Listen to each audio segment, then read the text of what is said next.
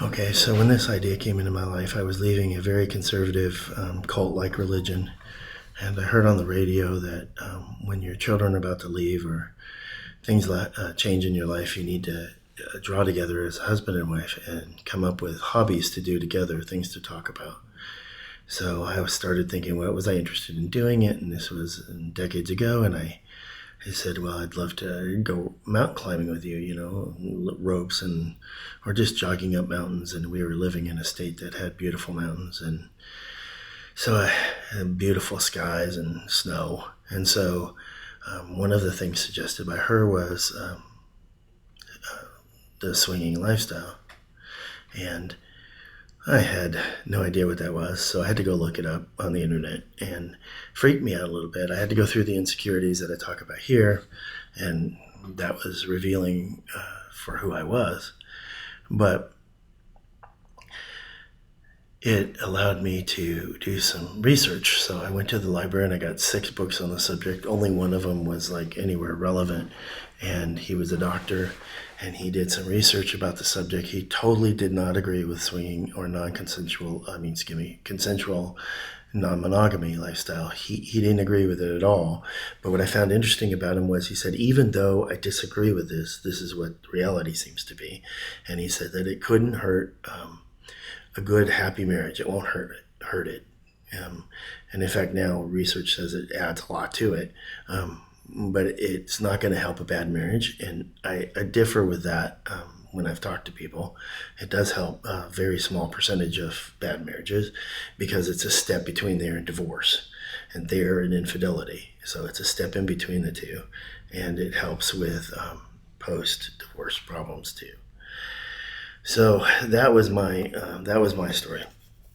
Now, it can bring a new openness to your marriage and a new openness to how each other feels about things. That in itself can be dangerous to your relationship in the sense that it brings an honesty to it that's really can be sharp to you. Your wife can really hate you and can lead to divorce, or your husband can really hate you and lead to divorce. Generally speaking, that's not true. Generally speaking, the outcome is very positive. I'm saying in the very minor circumstances, and you have to be aware of the risk. It's yours to take. You can't blame other people for your risk. You have to take your own risk, and that's kind of helpful. So communication becomes a skill. It's an art form, and you need to remember those art forms when communicating with your spouse about this, male or female. Have a goal in mind. Say exactly what you're thinking. Don't blame and don't make any blaming. Let a way out so that it's not divorce. Let a way to say, you know what? Okay, you don't like that. I understand. Recognize the interpersonal problems it's going to cause. Recognize the problems that's going to cause in your spouse, one gender or the other. Accept criticism. If they come back and say, well, no, this is not what I'm getting, accept it and try and be positive about working about it. Make your requests in a positive way. Don't feel the need to be totally, it's got to be now. It's got to be yes now. Don't do that. Some of this stuff takes time to work through. It sure did for me. I asked my wife, hey, can I have some time to think about this? She said, yes, go ahead. We had a pretty good relationship. We went on long walks, and we would talk about it in walks, and it was wonderful. Don't forget to listen. I mean, that's what people don't always do. They talk over the other person, and they don't listen. So make sure that you're listening.